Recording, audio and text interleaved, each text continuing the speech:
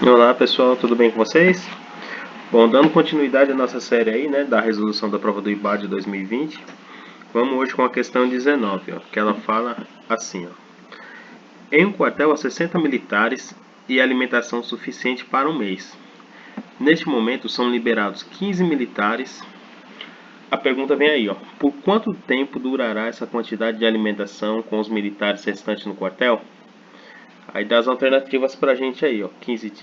40 dias, B, 42 dias, C, 45 dias, D, 48 e E, 50 dias. Bom, pessoal, lendo a questão aí, a gente vê que é uma questão clássica de regra de 3, né? Essas questões elas são identificadas porque geralmente, né, o que elas fazem? Elas envolvem duas, né, ou três grandezas, mais comum com duas. Grandezas são aquilo que pode ser medido, certo? Onde uma influencia diretamente na outra, né? Aí na questão você vê que é quantidade de militar e quantidade de comida, né? Se você tem muito militar, o consumo de comida vai ser de uma forma, se você reduz a quantidade militar, o consumo de comida vai ser outra. Então essas ideias já vão associando para a gente regra de três, né? A medida de uma delas influencia diretamente na outra, né? Vamos ver de que forma isso influencia aqui, né? Nessa questão aqui, né? Vamos anotar os dados e partir para a resolução da questão.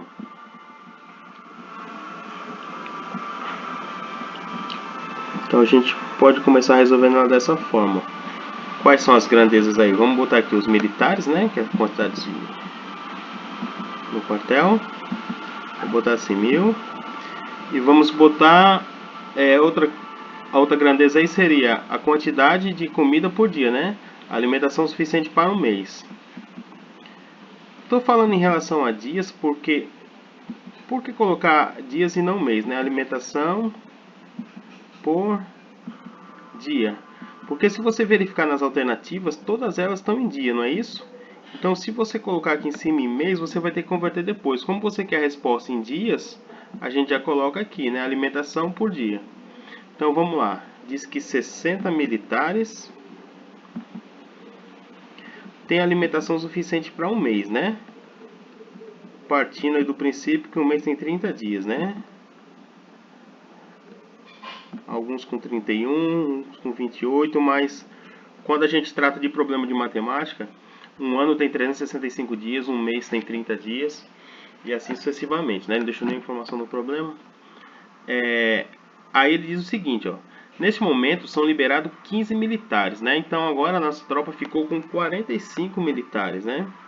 15 foram dispensados, ficaram 45 militares lá no quartel. A questão é, por quantos dias essa alimentação vai durar? Vamos pensar no problema, ó. Você tinha lá uma quantidade militar para uma quantidade de comida, certo?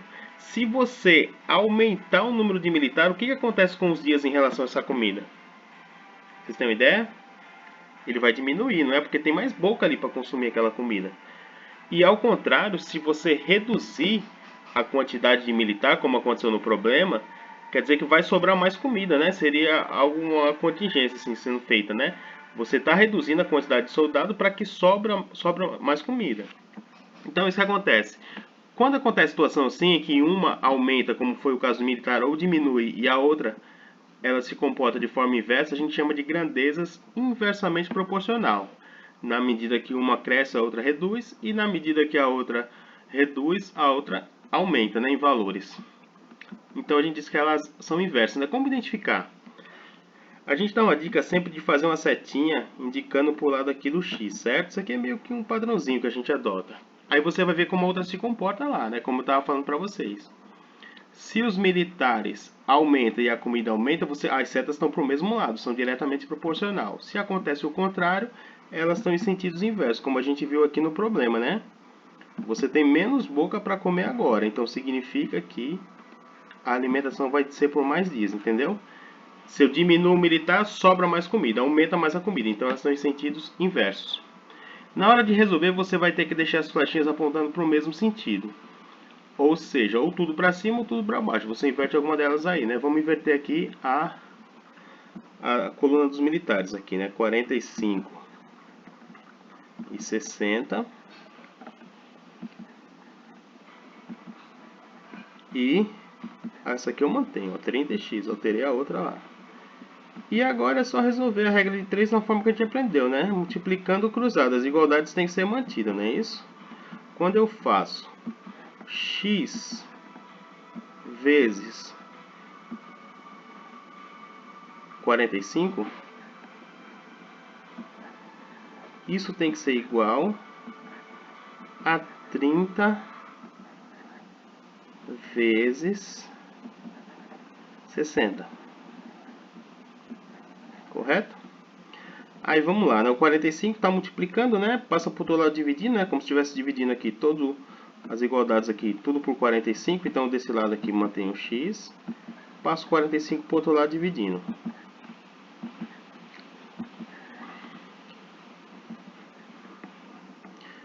Em cima não vou nem resolver a multiplicação, porque a gente vai usar a simplificação para não trabalhar com números tão grandes, certo? Então aqui fica 30, aqui fica 60, né?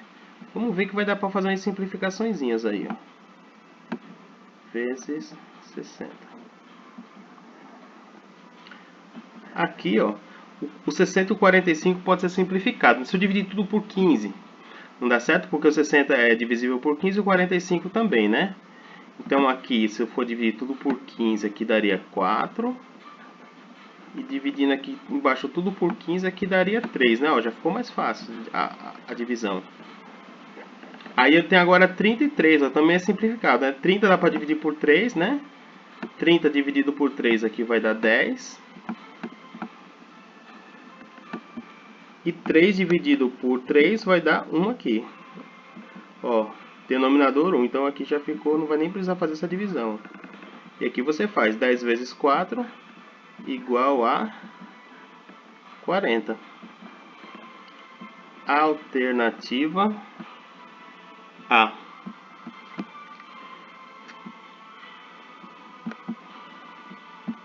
Bom, pessoal, então é isso. Ficando por aqui. Espero que vocês tenham entendido aí o problema, né? Até a próxima.